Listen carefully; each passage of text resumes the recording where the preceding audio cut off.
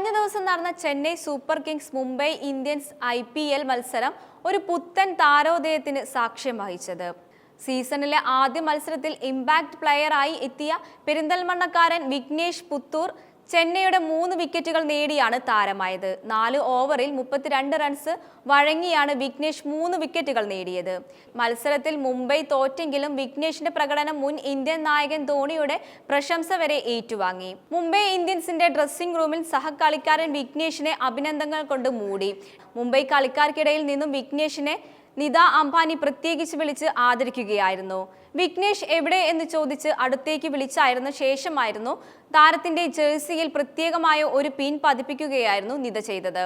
മത്സരത്തിൽ മുംബൈയുടെ ഏറ്റവും മികച്ച ബൗളറാകുന്ന പുരസ്കാരം നൽകുകയാണെന്ന് പ്രഖ്യാപിച്ചാണ് പിൻ പതിപ്പിച്ചത്.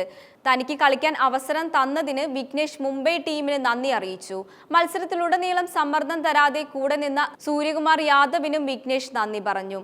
ഇടങ്കായി റെസ്റ്റ് സ്പിന്നറാണ് വിഘ്നേഷ് പുത്തൂർ. പെരിന്തൽമണ്ണയിലെ ഓട്ടോ ഡ്രൈവറായ സുനിൽ കുമാറിന്റെയും വീട്ടമ്മയായ KP ബിന്ദുവിന്റെയും മകനാണ്. ക്രിക്കറ്റുമായി വലിയ ബന്ധങ്ങളൊന്നും കുടുംബത്തിനില്ലതാനും.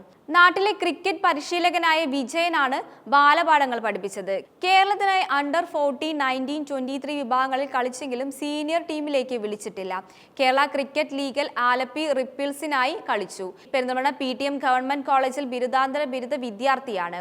KCL മത്സരങ്ങൾ വീക്ഷിക്കാൻ വന്ന മുംബൈ ഇന്ത്യൻസിന്റെ ടാലന്റ് സ്കൗട്ടിംഗ് കോച്ചാണ് ട്രയൽസിനെത്താൻ ആവശ്യപ്പെട്ടത്. അന്ന് ട്രയൽസിലെ ബൗളിംഗ് വളരെയേറെ ഇഷ്ടമായതിനാൽ മുംബൈ ഇന്ത്യൻസ് ക്യാപ്റ്റൻ ഹർദിക് പാണ്ഡ്യ പറഞ്ഞെങ്കിലും ടീമിലെടുക്കുമെന്ന് കരുതിയില്ലെന്ന് വിഘ്നേഷ് പറഞ്ഞു.